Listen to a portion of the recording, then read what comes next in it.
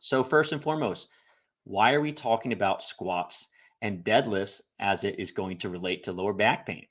So if you look at some of the survey data, and this is for weight training and also weightlifting sports, so strongman, CrossFit, Olympic weightlifting, the low back is commonly injured, right? It's the number one injury for strongman athletes.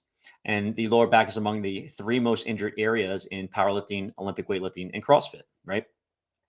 The other thing that's interesting in squats and deadlifts are most commonly reported exercises to create low back pain. And it's most common to exacerbate low back pain after you have an injury. So let's say I have lower back pain and I'm trying to go in the gym. Generally speaking, squats and deadlifts are going to be the worst exercises in terms of pain. All right. And this is really true with what I see. I'm a physical therapist, right? I've been in the gym for about 20 years, working with athletes in the gym for about as long. And I got to tell you, squats and deadlifts are generally the most common offenders. So the most likely to create lower back issues. And they're also going to be the most painful after you have lower back problems.